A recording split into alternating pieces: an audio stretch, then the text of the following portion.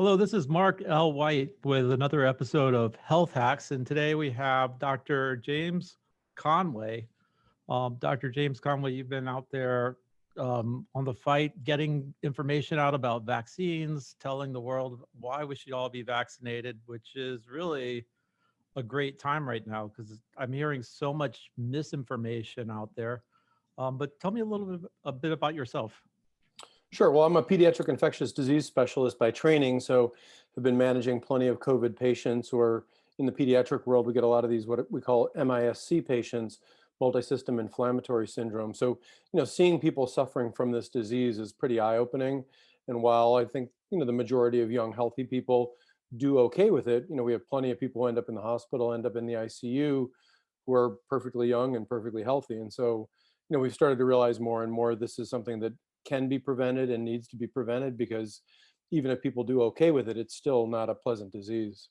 So I'm a clinician by training, but I really have realized over time throughout my career that, it's all about prevention. And in fact, much of what I do as a pediatric infectious disease physician is deal with things that are a failure of prevention. And so vaccines have really become my passion. I've seen all of the vaccine preventable diseases over my career, and in my opinion, no kid, no adult deserves to have to suffer through these. And so if we can help people understand why vaccines are important, then hopefully they'll make the decisions that are right for themselves and their families.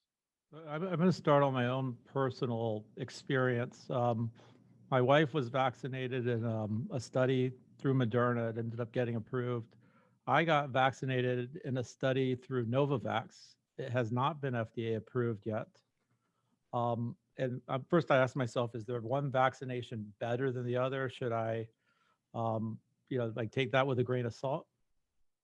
Well, I think the way to think about these is, the typical vaccine used to take 5 to 10 years to come to actually get to the market. The production process was only the end of the game. Really, the beginning was the scientific discovery and then starting in on those trials. And, these mRNA vaccines really were designed exactly for this purpose, which is to be able to be developed very quickly in response to an outbreak. So I don't think it was any surprise to any of us in the vaccine space that the mRNA vaccines were going to be the first ones out of the gate to be ready to go for testing. And so that's really why Pfizer and Moderna have been the first ones to come to the market here. And then very similar is the J&J vaccine, which actually, although people think of it as different, is actually very similar to the Moderna and Pfizer vaccines. They all basically work on the premise that if they provide your body with a template to make the antigens, to make the parts of the organism that stimulate the immune system, that it really worked quite well to do that. And so most of the other vaccines that are kind of slower coming into market, Novavax and AstraZeneca and others, seem to depend on kind of older technology, but it takes a while to get them ready to go once you know about a new pathogen. And so that's part of the reason that those are just kind of slower to come to the market. So I wouldn't say at this point that any of them are particularly better or worse. I think it's just kind of which ones were ready to go quickly to be able to be tested and get out here to help people. At the same time, there are people saying these things usually do take 5 to 10 years. Here's a new technology. It is now in the marketplace in only a year. And they're saying maybe there are long-term side effects we don't know because it hasn't been studied. Therefore, I'm going to wait. And I've heard that from a lot of very intelligent people who take care of themselves, eat healthy. Well, I guess it comes down to context. I mean, if you consider 17 years very quickly and rush to the market, then you've got a very different perspective of time than I do, because, these mRNA vaccines have been in development for about 17 years. The current ones that are being used from Moderna and Pfizer, I mean, those have basically been in some level of production for the last 3 or 4 years. I mean, they were, working on things for Ebola and influenza and things that we actually had a little bit more expectation that were going to cause pandemic. I think we've always known that the coronavirus has had the potential to cause pandemic, but both of the last coronavirus pandemics, the SARS-CoV-1 and the MERS-CoV, both burned themselves out pretty quickly. And so I think that those weren't front of mind for the companies as they were developing these things. But I considered the technology. When you think about developing a new vaccine, I mean, half that time is stuff in the lab and working in animals to make sure that you have something that actually works. That part had already all been done. And so, it only took a year to make it is really a little bit disingenuous. They really already had the first 4 or 5 years under their belt. And so they really just needed to get moving on the last two parts of vaccine development, which is figuring out the right dose in humans and then testing it to make sure it's safe and that it's effective, and then figuring out how to make it in a wide scale production process. And really what the Operation Warp Speed program did through the US government is essentially make that part happen at the same time that they were doing the clinical trials. So really, we didn't cut any corners to speed this up. We just added efficiencies into the system and sort of took away a lot of the time delays that are normally there when most vaccines are being developed.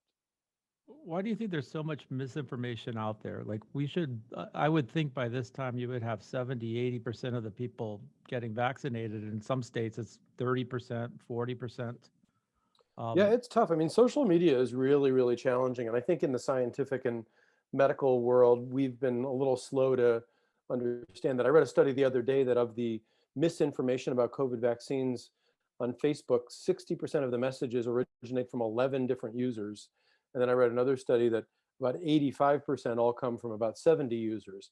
So there's really this amplification effect that happens where, some people, especially people that sort of ascribe to a certain mindset, amplify each other's messages. And unfortunately, in the marketplace of ideas, these things all end up, for a public that may not have a complete deep understanding of the science behind these things, they all end up sort of sounding equally important and equally credible.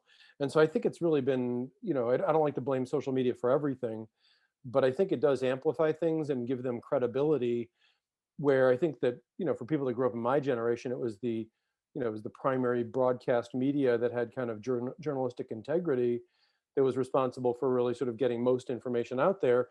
And, broadcasting laws and broadcasting oversight really did hold them to a certain standard. I think once you get your primary news from who knows who, and, it is the echo chamber of ideas, I think people do fall into the pit of misinformation and unfortunately keep broadcasting that and transmitting it to people in their circles to the point where it really takes on legitimacy and sort of takes on a life of its own. was there any and I know what you're talking about. They get in these echo chambers, and there's some really crazy conspiracy theories out there. At the same time, when you're talking about pediatrics and kids, I heard somebody talking about the polio vaccination when it was first released. There were a lot of people who got sick, and then it was I guess they took them a while to fix that. But is there any truth to anything out there that they're saying? Or I mean, if you want to go back to polio in the 1950s, I think the FDA and the regulatory things have changed a lot since then, and things are really tightly scrutinized. I mean, I think people need to understand that, I think even within the medical communities, people had a lot of questions because I think they're used to vaccines taking 5 to 10 years. I think we had to make sure they understood that while we were speeding things up, we weren't speeding them up by cutting corners. We were really speeding them up by actually getting rid of inefficiencies. And to be honest, I hope most of this actually sticks around. To me, it was ridiculous that somebody would come up with a brilliant idea for a vaccine and that people had to wait 5, 6, 7, 8, 9, 10 years for that vaccine to become available. There's a new vaccine coming that's a combination of a bunch of pediatric vaccines all being put together in one syringe. It was approved 3 years ago, but no company is going to go to the trouble of building a plant and starting to make vaccine until it's approved. And so now 2, 3 years later, that vaccine's finally going to be available. So really what we did in this whole process is basically just get FDA to put its eye on the ball and review things in real time. They also were very proactive about actually providing kind of what are the benchmarks, what they called the playbook, what are they looking for as the companies do their studies to say, this is what it's going to take to get this vaccine approved. And even though, we're using this unprecedented approval process called the emergency use authorization that's never been used for vaccines, they were really pretty wise early on by saying, what, if we're going to use something like that, we're going to set it to a pretty high standard. So, here's a good example. The emergency use authorization that there's a lot of misinformation out there about, basically the criteria to be approved under the EUA here in the United States is essentially what it takes to get full approval in the European Union from their FDA for a vaccine. Like that's how high the standards were set. And people also need to understand, like that's how high the standards are at the FDA, that our standards are that much higher than any other regulatory body in the world. So, there's 10 approved vaccines in the world. There's only 3 of them approved here in the US because we really do have very strict standards for what it takes to get these things through. Yeah, and I think when that thing came out with Johnson and Johnson and the blood clots in 6 out of, say, a couple million people, people are using that to say this is why I don't want to take the vaccine. Yet at the same time, when I look at those odds, I would say, look, your chance of getting COVID and dying from it are a lot higher than 6 out of a million. Yeah, I think what you and many others are seeing is medicine and science being done in a fishbowl this go around. There's just so much transparency and so much stuff that's actually put out there for the public to digest now, and it's great. I mean, I think it's great to have the public see what happens behind the curtain as this stuff all happens. But to most of us, that was kind of business as usual, and in fact is very reassuring. I mean, if you have 6 cases of something that happened after 6.5, 8.5 million doses, and that's how high fidelity our scrutiny is on these things, that's enough to get people's attention to say, hey, let's pause for a second. Like, to me, that's actually really reassuring that that's how careful people are going to be with these kinds of vaccines. And they're going to be very comfortable saying, look, we're going to have to pause until we understand this and make sure that everybody's on the same page before we move it forward. That's what I want my system to work. I don't want my system to, wait until there's hundreds of something, if that ever happened, and then decide that that was maybe enough that we should be concerned about. So I think people should actually take great heart in the fact that the system has such a hair trigger that it's willing to turn off, even knowing that we, really have to get as many people vaccinated as quickly as possible, that the willingness of the system to say, hey, hold on a second, we need to look into this, I think people should be very reassured by. So in countries like Israel, you need a vaccine passport to do anything. And I had convinced myself that when vaccines came out, we would require vaccine passports to go to sporting events, to get on airplanes. But you've seen the government push back at some states, like in Florida, it's illegal to require a vaccine passport or even to require your employees to take vaccines, which to me was really, it didn't make sense because with the MMR, we require that for our kids to go to school. Why don't you think, or what do you think, do you think we should have vaccine passports and be using them, use the force of the government to actually get more people vaccinated so we can go back to normal? Yeah, it's complicated. And I think that, we have to separate out adults from kids and schools, because I think that's a very different conversation. So if we start with kids, kids, we require them to go to school, and schools are the perfect setting for diseases to be transmitted. And so it's been held up, all the way up to the Supreme Court, that you can't send your kid to school with a disease that could incapacitate or kill other kids within that school. And so that's where it started, was the laws being that public health could actually require kids to be excluded from school with certain diseases. And then it basically went forward from there, that once vaccines were available, that schools could require vaccines, because again, it's not fair to expose kids in school. And there are many of these diseases where you can be shedding the organism even before you're sick.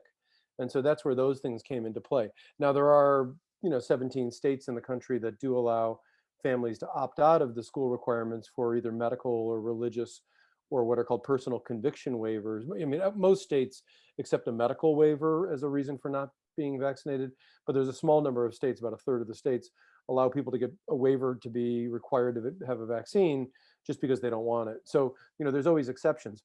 With the COVID vaccines, under an emergency use authorization, until these are fully FDA approved, the EEOC has basically said that employers could require them, but they also have to give their employees the opt-out if they have a medical or religious reason, the same as we do for school. So employers can try to require them, but while they're under the emergency use authorization, they're not going to get very far. I think the discussions right now are really, once these are fully FDA approved, which could happen, within the next couple of months for the Pfizer vaccine, that's when things change a little bit. And you're going to see that private organizations, so airlines could choose to require them if they wanted, because you're not required to get on an airplane. That's a choice you're making. And so they can do it. And you're starting to see sporting events, and you're starting to see concerts. There's concerts that are now going to allow, floor access only for people that are vaccinated. So that's perfectly legit and legal, for private organizations to do that for things that are voluntary. When it gets into the employer, it gets a little fuzzier, because you've got OSHA, which protects the employees, and then you've got, sort of best practices in certain settings. And so it's going to get a little challenging. I do think it would be wise of people of employers to encourage vaccines. And I think what more and more we're talking about is instead of these requirements with kind of using a stick version, I think you're seeing more and more discussion of the carrot. We're trying to incentivize people to do it, whether it's the lottery in Ohio, whether it's free beer in Buffalo, New York for everybody that's immunized. Milwaukee's trying to tag onto that one as well. So I think giving people reasons to do things, I think, is the other side of this, is that the requirement part is the mandate is the stick, but maybe you can incentivize people and say, hey, look, you can get back to normal life and we'll give you some financial incentive if you'll get vaccinated and therefore make it safer for coming back to work. This podcast is brought to you by Vitality Connect. Vitality Connect connects health conscious people with vitality minded doctors. To find a practitioner near you, go to vitalityconnect.com. That's actually the choice we made. We gave everybody who got vaccinated a $50 bonus. They could take time off to get vaccinated. But the state of Florida actually came out, the Governor DeSantis came out with a law saying that you can't have passports and block public access to anything. And Yeah, we'll have to see how that plays out because, money talks, as they say. And so, one of the immediate things that happened right after that law was signed was all the major cruise ship industries basically said that they're not going to dock in Florida anymore because most of them are requiring their employees to be vaccinated. Most of them are, European-based organizations. Europe has been very comfortable as a much more open society in having some versions of vaccine passports so people can travel within the European Union. And so most of the major cruise lines are requiring their employees, and many of them are requiring their passengers. And so they turned around and said, look, if you don't want us to dock in Florida and you don't want our money, that's fine. We'll find somewhere else to go. And so you can see that, when finance starts to get to be a part of this, I think you're going to see some of these laws being adjusted when they realize what the ramifications can be. yeah, do you think with certain vaccines, like you have the Novavax vaccine that came out, and I understand that's a moth technology, a different type of technology. Um, I got that vaccine. It's not FDA approved. I want to travel overseas. I'm planning to go to Europe, and they're requiring me to show proof of Pfizer or Moderna. So I'm thinking to myself, can I mix vaccines? Do they have any studies on that? Yeah, in the UK, they've actually been intentionally doing studies where, the AstraZeneca vaccine that is primarily the one being initially used in the UK because it came out of Oxford University, so they're very proud of it. They've shown that that vaccine isn't quite as protective as the mRNA vaccines from Pfizer and Moderna, and so they've actually been doing studies in the UK that have used a mix and match technique with one dose of one and one dose of the other, and it turns out it works perfectly fine. It does give you a little bit more in the way of side effects. And so that's the downside to doing it. For Novavax, I don't think it's approved in any countries yet in the world because, to go to Europe, I mean, one of the requirements they're going to have is that you receive a vaccine that is approved anywhere in the world. And I think there's 10 now that are globally approved. So I think that if Novavax is approved somewhere, you'd probably be okay. If not, I probably wouldn't jump immediately then to Moderna or Pfizer because those really do require 2 doses, and I haven't seen that they were tested with Novavax. But you could certainly go with the the Johnson and Johnson vaccine as a 1 dose, if that was what it took to get into Europe for your trip. Do you think this is going to be endemic where we're going to have to get like the flu shot every year? We're going to have boosters, and because you would think if enough people got vaccinated, this would just fizzle out and go away. But it looks like it's going to be around for you know forever. Yeah, I mean, sadly, I think the vaccine rollout globally has been slow enough that I think it's going to be much more challenging to get rid of this. And I think we may be stuck with this as an endemic disease, even though we're proudly approaching, almost 60% of people in the United States have gotten a dose of the vaccine. We're woefully behind that globally. And so as the virus continues to circulate in different areas, you do see then ongoing mutations and new strains emerging. And I think that's the biggest problem, is that we just didn't have enough vaccine and didn't have a good enough and equitable enough distribution to get it into all the places where the disease was going to circulate. So I think currently the way things are looking is that, there will be some endemic circulation here ongoing at low levels with our original strain and with the B117 UK strain. But we're going to see more and more emergence of variants in areas that are densely populated and where the outbreak is continuing to spread, which is why Brazil and South Africa and India were kind of the biggest variants that we're dealing with. But until they really get wide scale vaccine available in all those areas, you're going to keep seeing the emergence of new variants in those areas. And so it's going to be a little bit of a game of whack-a-mole where we're going to probably end up having to periodically re-update our vaccines with boosters until we get to the point where there is global immunization rates that are high enough. But I think unfortunately it's starting to look more and more like this is going to be like flu, where it circulates in different parts of the globe during different parts of the year. And then as people travel, they reintroduce newer variants into different areas. And that's really what we deal with flu. During our winter, the summer in southern hemisphere, it circulates wildly here. And then as the climate shifts and it goes into winter in the southern hemisphere, our viruses then drift down there with travelers, and then they get spreading very widely there, and they undergo ongoing mutations, and then new strains emerge. We've got to then make a new vaccine to get out ahead of that one, and then we use that one, and it kind of ends up being this circular process. So I do think that at this point, I mean, a year ago, I was hoping and predicting that we wouldn't have to deal with this as an endemic disease, but unfortunately, the slow uptake of vaccines in this country and the slow distribution globally, I think we are looking at an endemic disease, at least for the near future.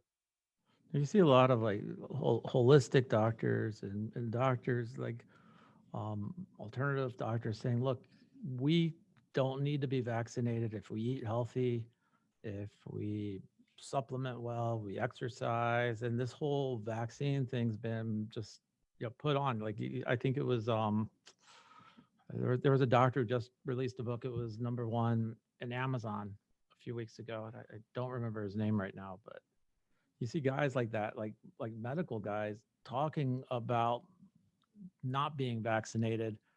Um, why, are they out there just to promote like some other type of thing? Like what's their angle? I mean, there's certainly a profit motive. There's always been people that have had alternative views of how to address major infectious diseases from the very beginning of time. And, if they really cared about society as much as they do, I would expect that they would be giving this stuff away for free and trying to save the world. But, there really is primarily a profit motive here. I think some of them believe what they believe. But I wish that it was true because, there's plenty of healthy individuals who live that way, and I've seen unfortunately end up on ventilators and die. It really does. These are very idiosyncratic, unpredictable diseases, and the healthy host isn't necessarily the host that's going to do best. You got to remember with things like COVID, it's really sort of a two-phase disease. There's the initial phase of the virus attacking, where the virus itself causes a lot of harm, and then there's the immune response, and that immune response is what actually does a lot of the damage to a lot of people. So, the majority of kids we've got in the hospital on any given day with COVID, the majority aren't there because of their primary infection. They're there because of their overzealous healthy kid immune response that overdoes it and starts attacking their own body. And that's much of what we see in many different age groups. So I wish these things were true, but the bottom line is, science studies these things very intensely and unfortunately disproves the theories that many of these people are putting out there. If they really believe these things and think that these are absolutely true, an anecdotal, report of one person doesn't really get you anywhere in the scientific world. You really need to do controlled randomized studies and prove your point. And we certainly are forced to do that on the mainstream scientific side. And, we admit that things don't always work out as we thought they might. And so you really need to go through and study these things. And people thought that there were all sorts of things early on in this pandemic that might work. But once we studied them, we realized that ivermectin really didn't make a big deal. And, hydroxychloroquine, wasn't going to be the answer. Those things were certainly, I mean, they didn't come out of nowhere. They were proposed by legit scientific people, but they had to be studied and then realized like, okay, maybe these aren't going to hold up and be the magic answer that we're looking for. And then you had politicians promoting those cures on Twitter, Yeah. unfortunately. So when do we go back to normal? Like at the rate we're going now, how do many more people in the U.S. have to get vaccinated? Or are we approaching a point of herd immunity? We're approaching a point, herd immunity is a relative term. Um, in that it kind of depends on how contagious the disease is. So like one of the most contagious things on the planet is measles. To really control measles, you probably need 95, 98% of people to be protected to really get rid of it because it's so contagious. And then you can change the virus itself has a certain contagion factor, and then how we control it. So while we were in, lockdown, safer at home, masking, social distancing, we actually were able to get away with a little bit lower rate of herd immunity because we were doing other things to supplement that herd immunity. Now that we've suddenly gone back into, relatively low mask and low social distancing behavior, it turns out we're going to need actually a higher rate of herd immunity to control this. But right now, as we approach 60% of people being immunized and maybe up to a third of the country in certain areas has been infected, we temporarily, at least in many regions, have something resembling herd immunity. The hard part's going to be that the immunity from the natural infection in many of these people is going to fade away. We're always trying to achieve 80 or 90%. 80% is when outbreaks stop happening. 90% is when you can start talking about eradicating a disease. So we're at, approaching 50% of people have been fully vaccinated. 60% have had at least a dose of vaccine. It varies in many communities. But if you tack on the fact that a quarter to a third of people have had the infection, temporarily right now in summer, things are going to look pretty good. And so, we're going to continue to vaccinate people slowly. Unfortunately, what's going to happen is the immunity, the natural immunity that people had from recovering from the infection is going to gradually fade. We know that that starts to fade after about 30 days, and in many people starts to wash out by about 90 days. So we're going to start losing that herd immunity, and we're going to get into fall and winter where we're going to be back indoors in more confined spaces as opposed to outdoors with the windows open. So herd immunity is sort of a relative thing, and I think temporarily we're going to be there in many areas of the country, at least for a couple of months. But what I really am nervous about is that we're going to gradually lose it, and we're going to lose it as these new variants are then the predominant strains that start circulating, and that the immunity left over from the first wave of vaccines and that first wave of infections isn't going to protect as well against these new variants. And we are very likely then to get into yet another wave as we get into fall, early winter, unless we do have broad scale vaccines, and very likely are actually going to end up then needing to talk about booster vaccines at some point.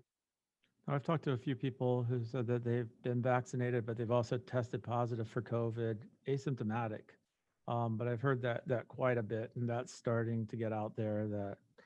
But is it that they're testing positive for COVID? They're asymptomatic? Is it a false positive?